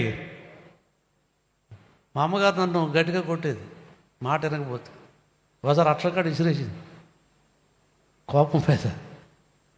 అంటే ఆ ఉద్దేశం ఏంటంటే భయపడ్డాను, కానీ అదేదో నాకు కాదు దిగిపోయింది. ఎప్పటికీ ఆ మచ్చ ఉంటుంది, కాదు దిగిపోయింది. బడబడ రక్తం కారుతుంటే తల్లి ప్రేమ మళ్ళీ పరిగెత్తుకొచ్చి అదంతా తుడిచి ఎత్తుకొని ఏడ్చింది మా అమ్మగారు. మళ్ళీ హాస్పిటల్ తీసుకెళ్ళి ఎవరి ప్రేమ అది? బుద్ధి రావడానికి తల్లి శిక్షిస్తుంది ప్రేమతో, మళ్ళీ హత్తుకొని. దేవుడు అంతేనండి నీ జీవితంలో. కొన్నిసార్లు నిన్ను శిక్షిస్తాడు. నువ్వు దిద్దుబాటు రావాలి, బుద్ధి రావాలి, జ్ఞానం రావాలని నిన్ను గద్దించి శిక్షిస్తాడు నిన్ను. మళ్ళీ తన ప్రేమ మీద చేతులతో ఏం చేస్తాడు? హత్తుకుంటాడు. ఇప్పుడైనా మీరు ధైర్యం తెచ్చుకోండి అని పౌలు గారు ఏం చేశాడండి? హెచ్చరించాడు. వస్తున్నావు ఇప్పుడైనా, ఈరోజైనా నువ్వు దేవుని తట్టు. ఇంకా యవనొస్తుందారా? ఇంకా నువ్వు దేవుని దూరంగా చేస్తున్నావు. ఇంకా త్రాగుబోతుగా, భయంకర జారత్వంలో, భయంకరమైన వ్యసనపరుడుగా, భయంకరమైన మోసకరమైన జీవితంలో ఉన్నావా? రా ప్రభు దగ్గరికి పశ్చాత్తాపంతో. మనం కన్నీరు విడుచుచు ఏం రావాదట నీతో? దేవుని వాక్యము వింటున్న సోదరుడా సోదరు, కన్నీరు వచ్చిందా ఎప్పుడైనా నీకు? దుఃఖపడ్డావు ఎప్పుడైనా? నీ పాపం కొరకు ఏడ్చావా? అన్నం లేకపోతే బాధపడితే ఏడుస్తావు, వస్త్రం లేకపోతే ఏడుస్తావు, తోడుకోడలు తిట్టిందంటే ఏడుస్తావు. కానీ నీవు ఎప్పుడైనా ఈ అపరాధం నువ్వు చేసిన దానికి ఏడ్చావు ప్రభు దగ్గర? ఉపవాసం ఉండి దేవుని సేవకుడు వాక్యం చెబుతుంటే ఒక ఆమె ఏడుస్తుందంట ఆ చివర. సరే ఈయన అనుకున్నాడు, అయ్యో ఏడుస్తుంది ఏంటి అని. అందరూ వెళ్ళిపోయాక ఆమెను పిలిచి, అమ్మా ఏంటి వాక్యం విన్నావు కదా, ఏడుస్తున్నావు ఏంటంటే, అయ్యా మీకు లాంటి గడ్డం నాకు మేకపోతు ఉండేది, ఆ మేకపోతే మీకున్న గడ్డం ఉండేది దానికి కూడా. 5 సంవత్సరాలు అయిపోయింది, అది ఎక్కడికి వెళ్ళిపోయిందో ఎవరు పట్టుకు తెలియదు. మిమ్మల్ని చూడగా నాకేం జ్ఞాపకం వచ్చింది? నా మేకపోతు జ్ఞాపకం వచ్చింది అంతట. ఆయన చెప్పిందంతా పక్కకు పోయింది వాక్యం అంతా. ఈమెకేం జ్ఞాపకం వచ్చింది? ఇప్పుడు ఇక్కడ కూర్చున్నారు చాలా మంది, వాళ్ళకి ఏం జ్ఞాపకం వస్తున్నాయి? ఇంటికాడ ఇవన్నీ జ్ఞాపకం వస్తాయి కొన్నిసార్లు. ఏం జ్ఞాపకం రావాలి? ఏం జ్ఞాపకం రావాలి? యేసు నీ రాజ్యములోకి వచ్చినప్పుడు నన్ను దొంగ, నేరస్తుడు ప్రభువుని జ్ఞాపకం చేస్తాడు. చివరి టైంలో కూడా ప్రభు దగ్గరికి వచ్చాడు. ఇప్పుడైనా సరే వస్తున్నావు ప్రభు. ఇంకా నేను ఎక్కువ విస్తరించి మాట్లాడలేదు, కానీ చాలా విషయాలు ఉన్నాయి, టైం అయిపోయింది. ఇప్పుడు పౌలు గారు ఎవరైతే నిలబడాలి? ఇప్పుడు వెళ్ళి కైసరు ఎదుట నిలబడాలి. కైసరు ఎదుట నిలబడాలి. రోమా చక్రవర్తి సాక్ష్యం చెప్పాలి. అక్కడ చెప్పాడు ఆయన ఎవరి ముందు? అగ్రిప్ప రాజు ముందు చెప్పాడు. అగ్రిప్ప రాజా అని మొదలుపెట్టి పరలోకం నుండి వచ్చిన దర్శనానికి నేను అవిధేయుని కాదన్నాడు. అంతే. అగ్రిప్ప భయపడి వణికిపోయాడండి పౌలు గారు మాట్లాడుతుంటే. ఎంత సులభముగా నన్ను క్రైస్తవుని చేదనుకుంటున్నావా? భయపడు. కైసరు ఎదురు నిలబడ్డాడు, రోమా చక్రవర్తి ముందు నిలబడ్డాడు. అద్భుతం జరిగింది ఏంటి తెలుసా మీకు? కైసరు ఇంటిలో కొంతమంది పరిశుద్ధులు తెచ్చారట. దేవునికి స్తోత్రం. చప్పట్లు కొట్టి ప్రతిపరచండి. పిలిపి పత్రిక చూడండి. అపోస్తలుడైన పౌలు పిలిపి పత్రిక రాస్తూ ఆ మాటలు చక్కగా రాశాడు. ఆ మాటలు గుర్తుపెట్టుకుందాం. త్వరగా ఈ మాట చూడండి. పిలిపిలకు రాసినటువంటి పత్రిక 4వ అధ్యాయం. దేవుని వాక్యంలో గమనించినప్పుడు 21వ వచనం చదువుకుందాము. ప్రతి పరిశుద్ధునికి క్రీస్తు యేసునందు వందనములు చెప్పుడి. నాతో కూడా ఉన్న సహోదరులందరూ మీకు వందనములు చెప్పుచున్నారు. పరిశుద్ధులందరూ ముఖ్యముగా కైసరు ఇంటి వారిలో ఉన్న పరిశుద్ధులను మీకు వందనములు చెప్పుచున్నారు. హల్లెలూయా. కైసరు ముందు నిలబడి పౌలు గారు మాట్లాడినప్పుడు కైసరు ఇంటిలో కొంతమంది పరిశుద్ధులు తెచ్చారు. దేవునికి స్తోత్రం. ఏమండి, కైసరు ఇంటిలో పరిశుద్ధులు వస్తారా? ఒక రోమా చక్రవర్తి ఇంటిలో కూడా పరిశుద్ధులు తెచ్చారు. దేవునికి స్తోత్రం. ఈరోజు నువ్వు దేవుని కొరకు ముందుకు సాగుతున్నావా? దేవుని కొరకు ముందుకెళ్తున్నావు? కైసరు ఇంటిలో కూడా పరిశుద్ధులు తెచ్చారు. దేవుడు పౌలు గారిని ఆ విధంగా నడిపించాడు. దేవాదండి పరిశుద్ధులు ఎక్కడైనా సరే నిలబడాలి, రావాలి. వాళ్ళు ముఖ్యమంత్రి గారి ఇంట్లో రావాలి, ప్రధానమంత్రి గారి ఇంట్లో రావాలి, కలెక్టర్ గారి ఇంట్లో రావాలి. ఎక్కడైనా సరే ఎవరు దేవాలి? పరిశుద్ధులు దేవాలి. నేను సింగపూర్ వెళ్ళినప్పుడు సింగపూర్ ఒక మంత్రి గారి ఇంటికి వెళ్ళాను. నేను సింగపూర్ ఆయన ఒక బ్రదర్ తీసుకెళ్ళాడు నన్ను. ఆయన మంత్రి మినిస్టర్ ఆయన ఆ సింగపూర్లో. అక్కడ దేవుని బిడ్డలు ఉన్నారు. దేవుని స్తోత్రం. మోకాళ్ళు వేసి ప్రార్థన చేసేవాడు ఉన్నారు అక్కడ. దేవుని సువార్త తీసుకెళ్ళాలి. కైసరు ఎదుట నిలబడినట్లుగా దేవుని ఎదుట మనం కూడా మన ప్రభు ముందు నిలబడే దినం ఒకటి రాబోతుంది. ఇక్కడ కూర్చున్న నీవు నేను ఒకరోజు ఎవరి ముందు నిలబడాలి? One day we will stand before God. నిలబడే దినం రాబోతా ఉంది. ఎలా నిలబడతావు నువ్వు? ధైర్యంగా నిలబడతావు ప్రభు కొరకు? ఆ తర్వాత విషయాలు మనం ఆ వాడ ప్రయాణంలో చూస్తే, నేను ఎవరిని సేవిస్తున్నానో అని మాట్లాడాడు. ఒక్క మాట చూడండి. ఆ మాట 27వ అధ్యాయంలో. నేను ఎవరిని వాడను. అపోస్తలుల కార్యాలు తెరిచిపెట్టిన అధ్యాయం మూసేయద్దు. నేను ఎవరిని సేవించుచున్నాను. ఆ దేవుని దూత గడిచిన రాత్రి నా యొద్ద నిలిచి పౌలా భయపడకుము, నీవు కైసరు ఎదుట నిలవలసి. నేను ఎవరిని సేవిస్తున్నానో ఆ దూత నిలబడింది అక్కడ వాడలో. నిజంగా నువ్వు ప్రభువును సేవిస్తే దేవుని దూతలు నీ చుట్టూ వస్తారు. దేవునికి స్తోత్రం. నువ్వు ప్రార్థన చేస్తే దైవ దూతలు నీ మధ్యకి వస్తారండి. ఎంత గొప్ప కార్యాలు ప్రభు చేస్తాడు. దానియేలు ముమ్మారు మోకాళ్ళుని ప్రార్థన చేశాడు. సింహబోనులో పడేశారు. దర్యావేషు చక్రవర్తి సింహబోనులోకి వచ్చాడు ఉదయాన్నే. దానియేలు జీవం కదా దేవుని సేవకుడు దానియేలు, నీవు సేవించుచున్న దేవుడు నిన్ను రక్షింపగలిగినా? నువ్వు సేవిస్తున్నావు కదా, ఆ దేవుడిని రక్షించాడా? మరి రక్షించాడని వచ్చాడు అక్కడికి, రక్షించదని వచ్చాడా? రక్షించాడని వచ్చాడు అక్కడికి. విశ్వాసంతో వచ్చాడు దర్యావేషు చక్రవర్తి. దానియేలు దేవుడు జీవం కలిగినటువంటి. అసలు వాస్తవంగా చెప్పాలంటే దర్యావేషు ఏం చెప్పాలి? నా సేవకుడు అయిన దానియేలు అనాలి. అనదా? నువ్వెవరు సేవకుడు? జీవము కదా దేవుని సేవకుడు అయినా. అవునండి. మనం ఎవరిని సేవిస్తున్నాం? ఎవరు చేస్తున్నాం? ఏమండి? We're serving the living God. నువ్వు దేవుని జీవం కదా దేవుని ఆరాధిస్తున్నావు. నువ్వు భయపడాల్సిన అవసరం లేదు. సింహాలకు భయపడలేదు. ఈరోజు అందరికీ భయమే. దేవుని మందిరం రావండి భయం. లోకానికి భయపడతారు, బంధువులకు భయపడతారు, స్నేహితులకి. ధైర్యంగా నిలబడాలి ప్రభు కొరకు, సాక్ష్యం చెప్పాలి ప్రభు కొరకు. నీవు సేవించున్న దేవుడు నిన్ను ఈరోజు రక్షించే దేవుడు. సేవిస్తున్నావా ఆయన్ని? మరి దేవుని సేవిస్తే మనకేంటండి లాభం? ప్రభువుని సేవిస్తే, ఆరాధన చేస్తే, ప్రార్థన చేస్తే లాభం ఏంటి? లాభం లేదా? నిర్గమకాండం 23 అధ్యాయం 25 వచ్చిన మాట చూద్దాము.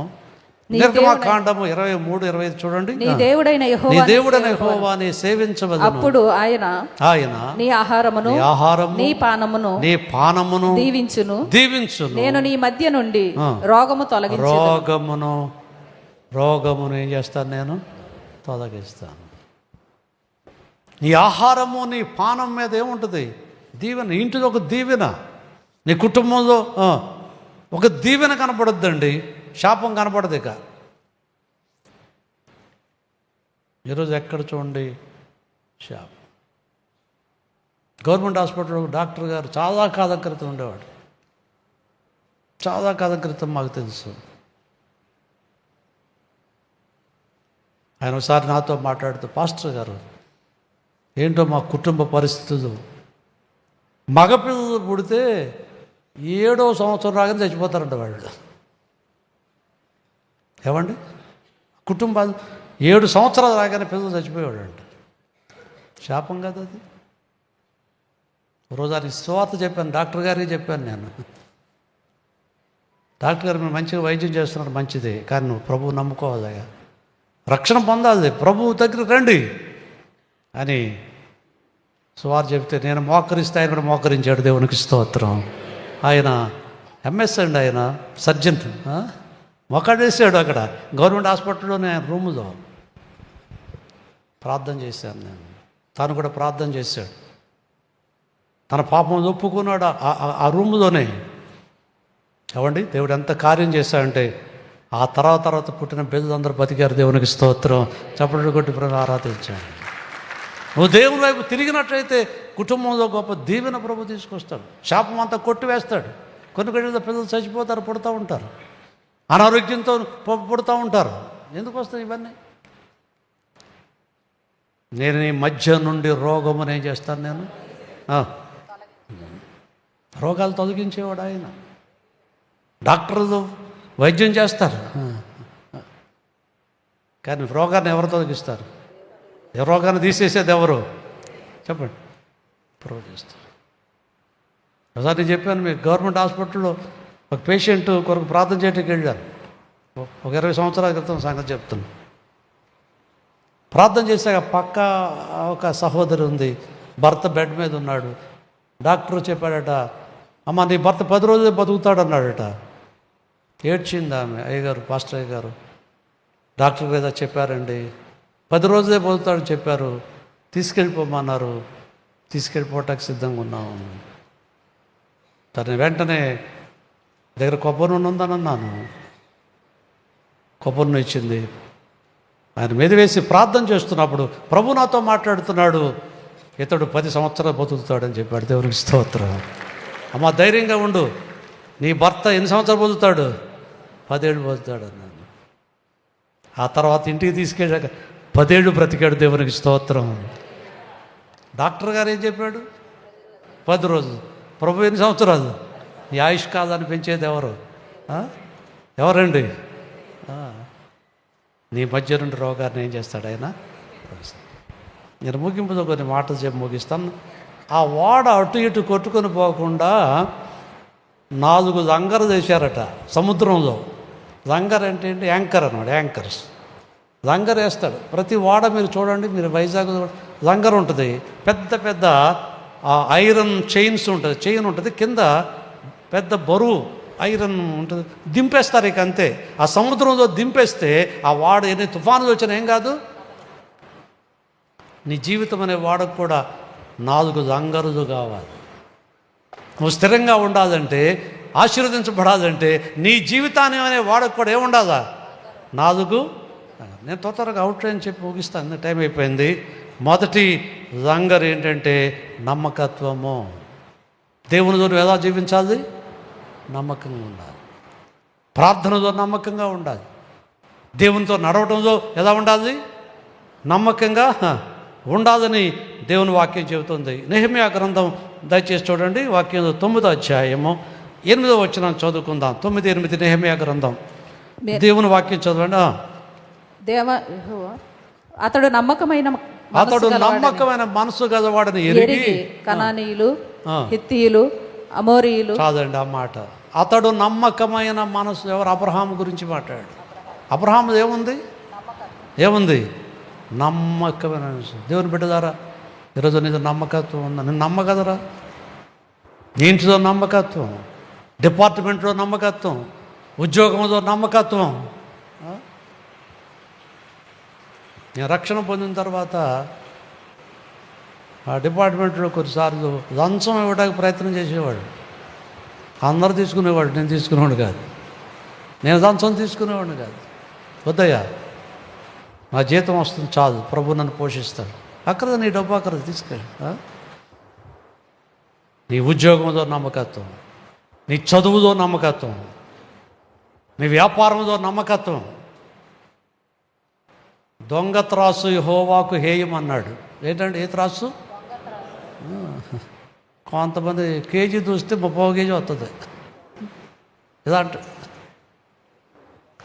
నీ వ్యాపారం సరిగ్గా ఉందా? నమ్మకంగా చెయ్యి. అబ్రహాము నమ్మకంగా ఉన్నాడు కాబట్టి అతడు అన్ని విషయాలు కూడా ఏం చేశాడు? అభివృద్ధి పొందాడు. దేవునికి స్తోత్రం. రెండవ లంగరు పేరు ఏంటంటే సహవాసము. ఏముండాలి? ఫెలోషిప్ ఉండాలి, సహవాసం. యోహాను మొదటి పత్రిక 1వ అధ్యాయం 3వ వచనం, మన సహవాసం అయితే తండ్రితోనూ ఆయన కుమారుడైన యేసుక్రీస్తుతో కూడా ఉన్నది. మన సహవాసం ఇప్పుడు ఎవరితో ఉంది? ఇంతకుముందు నీ సహవాసం ఎవరితో ఉంది? లోకంతో ఉంది, అన్ని జనాంగంతో ఉంది. ఏమండి? బంధుమిత్రులతో ఉంది, దుష్ట స్నేహితులతో ఉంది. ఇప్పుడు సహవాసం మారిపోవాలి. సహవాసం మారిపోవాలి. నాకు 20 మంది ఫ్రెండ్స్ ఉండేవాళ్ళు అండి. నేను ఉద్యోగం చేశాను. భయంకర వ్యక్తులు చెప్పాలంటే. త్రాగుబోతులు, తిరుగుబోతులు, తిండిపోతులు. కానీ దేవునికి స్తోత్రం, నేను రక్షణ పొందాక ఒకటే మాట చెప్పాను, నేను చనిపోయానని చెప్పాను వాడితో. నేను చచ్చిపోయాను. నువ్వు బతికే ఉన్నావు కదా. ఉన్నాను కానీ నేను ప్రభు కొరకు బతుకుతున్నాను. నా ఫ్రెండ్ ఎవరు? నా స్నేహితుడు ఎవరు? ఇప్పుడు ప్రభువే నా స్నేహితుడు. నీ సహవాసం ఎవరితో ఉంది? కొంతమంది దేవుని మందిరానికి వచ్చినప్పుడు దేవుని బిడ్డలతో కలుస్తారు. లోకంకి జరిగినప్పుడు ఎవరితో? ఇక్కడ ఎంతమంది మలుగు పామును చూశారు? ఇక్కడ మలుగు పామును చూశారు? చేయొద్దండి. చూసినాడు? నిజంగా చూసినాడు చెప్పండి. ఎవరు చూడరా మీరు? నేను చూసి. మలుగు పామును తింటారు కూడా. పామే అది, తింటారు. నేను కూడా తిన్నా. దాని తలకాయ పాము దాకా ఉంటుంది, దాని తోక చేప దాకా ఉంటుంది. అది పాము కాదు, చేప కాదు, కానీ తింటారు మనుషులు. ఇప్పుడు దొరకట్లేదు, ఎక్కడ కనపట్టడా. అదంట పాము మధ్యలోకి వెళ్ళి తలకాయ చూపించి నేను మీ వాడిని అంటదట. నేను మీ ఫ్రెండ్నే. మళ్ళీ కాసేపటికి చేపలోకి వెళ్ళి తోక చూపించి నేను మీ ఫ్రెండ్నే. పాములోకి వెళ్ళినప్పుడు పాము, చేపలోకి వచ్చినప్పుడు కొంతమంది వేషధారులు ఉంటారు. లోకంలో వెళ్ళినప్పుడు నేను మీ వాడిని రా బాబు, నేను తాగుపోతున్నాయి, నాకు కూడా ఇప్పించండి కొంచెం, లేకపోతే అది ఇది అంటారు. మళ్ళీ దేవుని బిడ్డల మధ్యకి వచ్చి హల్లెలూయా స్తుతి మహిమ పాడేస్తూ ఉంటాం. ఏంటా బతుకు? దిమానుసుకు తను ఏం చేస్తున్నాను నేను? ఉంటే చల్లగారైనా ఉండు, వెచ్చగా ఉండు. 2 రకాలుగా ఉంటున్నావు నువ్వు. ఇంకెంతకాలం అలా ఉండు. సహవాసం సరిగ్గా ఉందా? దేవునితో చేయి. ఏమైనా పాడైపోయారండి దేవునితో సహవాసం చేసేవాళ్ళు? అభివృద్ధి చెందారు లోకంలో, దీవించబడ్డారు వాళ్ళు. నేను 3వ లంగరు చెప్తున్నాను, ప్రేమ. ఏముండాలా? రోమా 8:28 దేవుని ప్రేమించు వారికి ఆయన సంకల్పం చొప్పున పిలువబడిన వారికి సమస్తము సమకూడి జరుగును. ప్రేమించే వారికి ఎవరు ప్రేమించటం? నువ్వు ప్రేమిస్తున్నావా? యేసు ప్రభుని ఎంత ప్రేమించాడు? ప్రాణం ఇచ్చినంతగా ప్రేమించాడు ఆయన. నువ్వు ఆయన ఎంత ప్రేమిస్తున్నావు? దేవుని ప్రేమించే మనసు నీలో ఉందా? ప్రాణం ఇవ్వగలిగేటువంటి స్థితి. అవసరమైతే నా ప్రాణాన్ని ఎవరికి ఇస్తాను? ఎంతమంది ప్రాణాలు ఇవ్వట్లేదండి?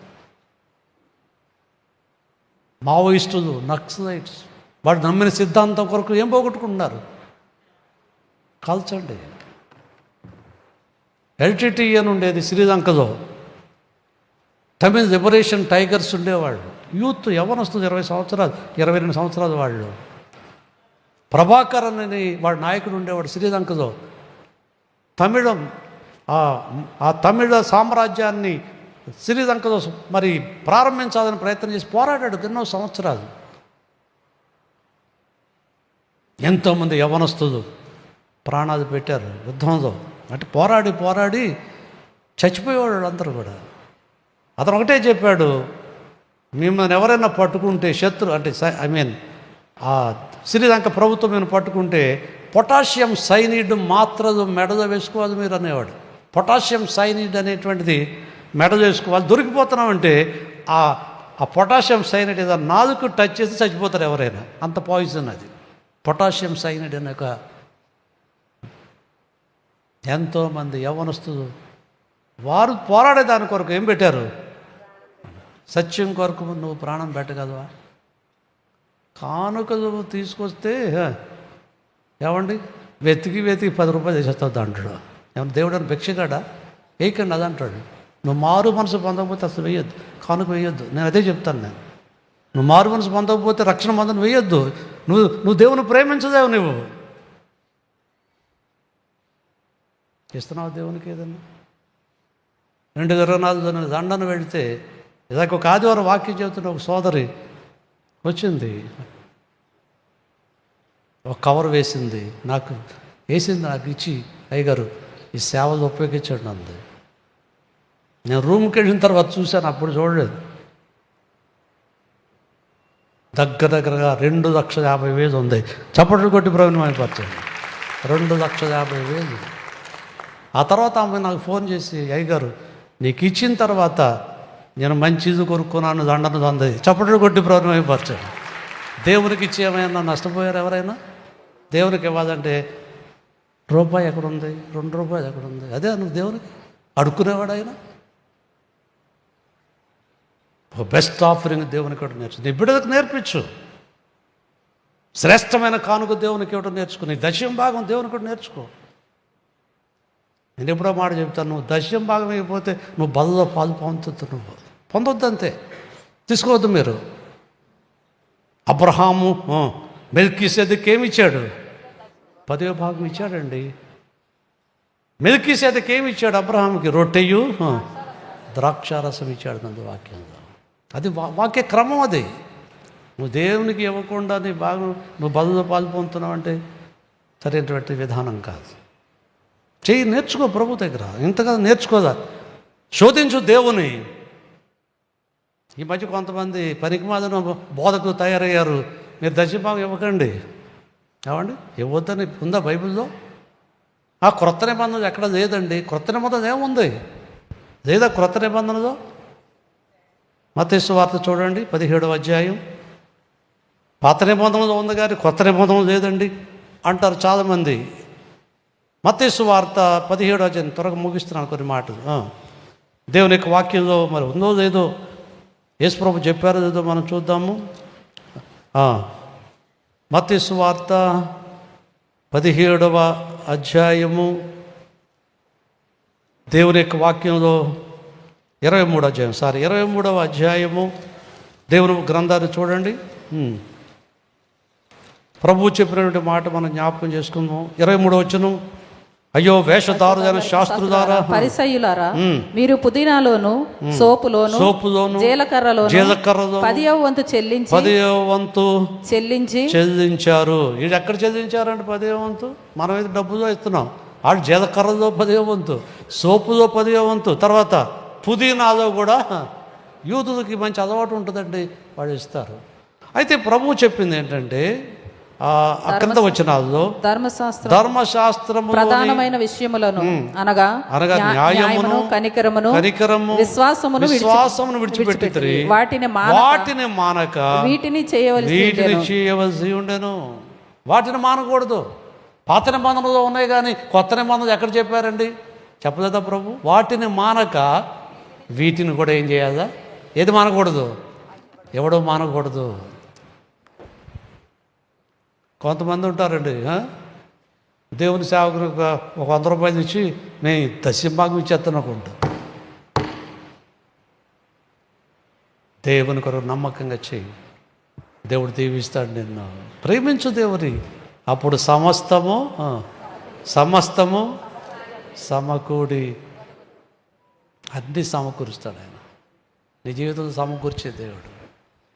ఈ రోజున దేవుని కొరకు నువ్వు ముందు సాగుతున్నావా? మూడవ లంగరు చెప్పండి, దేవుని ప్రేమించేది. నాలుగవ లంగరు నిరీక్షణ. ఏముండాదా? నిరీక్షణ ఉండాలి ప్రభుత్వం. హెబ్రీ పత్రిక 6వ అధ్యాయము 19వ వచనాన్ని కూడా చదువుకొని. ఈ నిరీక్షణ నిశ్చలమును, ఈ నిరీక్షణ నిశ్చలమును, స్థిరమునై మన ఆత్మకు లంగరు వలె ఉండి తెరలోపల ప్రవేశించుచున్నది. దానికి ముందుగా మన ప్రభు ప్రధాన యాజకుడిగా ఉండి తెర లోపలికి వెళ్ళిపోయాడు. ఆ నిరీక్షణ మనదను కూడా ఎక్కడ తీసుకెళ్తుంది? నిశ్చలమును స్థిరమునై ఉండి తెర లోపలికి వెళ్తున్నావు నువ్వు. పరలోక రాజ్యం తెర. ఏమండి ఏంటా తెర? దేవుని రాజ్యంలోకి. ప్రత్యక్ష గుడారంలో అతి పరిశుద్ధ స్థలానికి మధ్య తెర ఉంటుంది, ఒక తెర.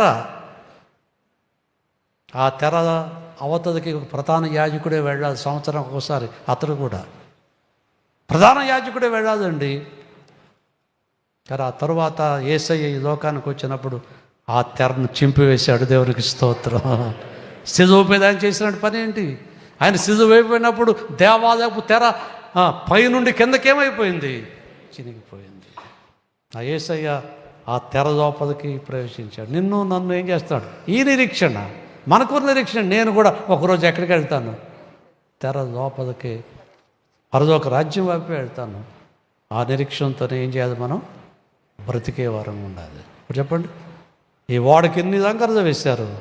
మళ్ళీ చెప్తాను. మొదటి లంగరు నమ్మకత్వము, రెండవ లంగరు సహవాసము, మూడవ లంగరు దేవుని ప్రేమించుట, నాలుగవ లంగరు నిరీక్షణ. ఈ 4 లంగరు చేసావు నీ వాడికి, ఈ జీవితానికి నువ్వు స్థిరంగా ఉంటావు. కదలవు నీ జీవితంలో, నీ కుటుంబం కదలదు. దేవుడు గొప్ప ఏమిస్తాడు? ఆయన ఆశీర్వాదం ఇస్తాడు. వస్తా బ్రదర్. దేవుని ప్రేమించు వారికి సమస్తము. మళ్ళీ చివరికి ఒక మాట చెప్తాను నేను. దేశం ఒక రాజ్యంలో రాజుగారు ఉన్నాడు, మంత్రి గారు ఉన్నాడు, సైన్యాధిపతి ఉన్నాడు, అందరు ఉన్నారు. ఒకసారి రాజుగారు యవనస్తుడు, బాగా యాపిల్ పండుగ వస్తున్నాడంట. యాపిల్ పండుగ వస్తుంటే చిటికి నేలు తెగిపోయిందంట. ఆ కత్తి పొద్దునగా ఉందేమో, ఏది తెగిపోయింది. మంత్రిని పిలిచి, ఓ మంత్రి గారు, నా చిటికి నేలు తెగిపోయిందంటే ఆయన అంతా నీ మీదకి అన్నాడంట. మనం ఎవరినంటే ఏదామంటుంది మనకి, ఎవరు ఏదో ఆదరణ మాట చెప్పాలి.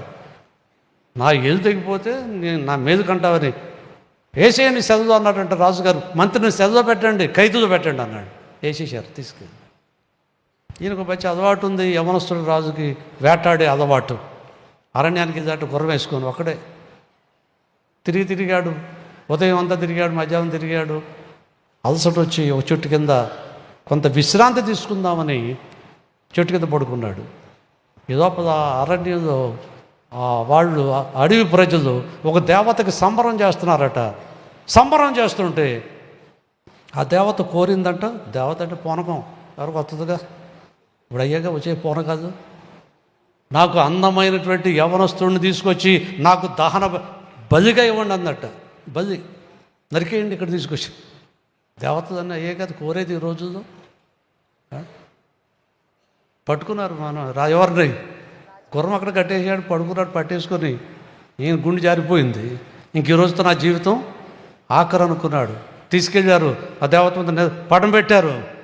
కత్తి అంతా రెడీగా ఉంది. ఒక్క దెబ్బకి ఏం చేస్తారు? తలకాయ తెగేస్తారు. అయితే అక్కడ ఒక పద్ధతి ఉంది. ఆ దేవతకు బలిచ్చే ముందు అన్ని అవయవాలు ఉండాలి, ఏది లోపం ఉండకూడదు. అదంటే పనికిరారు. ఒకసారి చూడండి అంటే ఈ రాజుగారికి ఏమి లేదు. అబ్బాబ్బా, అంతా బాగున్నాడు, అందంగా ఉన్నాడు, యవనస్తుడు, అంతా బాగుంది, కానీ చిటికినేది లేదా, పనికిరాడు, కాదు బలికి పనికిరాడు, ఇచ్చిపెట్టండి అన్నారు. ప్రాణం చేసి వచ్చింది, ఇచ్చిపెట్టేశారు. పరుగు గుర్రం ఎక్కేసి జైలు దగ్గరికి వచ్చాడు. జైలు దగ్గరికి వచ్చి మంత్రి గారిని విడుదల చేయమన్నాడు. మంత్రి, ఆ రోజు నా చిటికినది దిగిపోతే నీ మీదకి అన్నావు కదా, నాకు మీదే జరిగిందయ్యా. ఆ చిటికినేది ఉంటే ఈ పాటికి నన్ను బది చేసేవాడు. వాడు మంత్రి గారు అన్నాడట, చిటికినేది దిగిపోయినందుకు నీకు మీద కలిగింది, జైల్లో పెట్టినందుకు నాకు మీద కలిగింది అన్నాడు. జైల్లో పెట్టలేదనుకోండి, ఈ మంత్రి గారు ఎవరైనా కదాడాది? ఈ మంత్రి కూడా అందగాడే, యవనస్తుడే.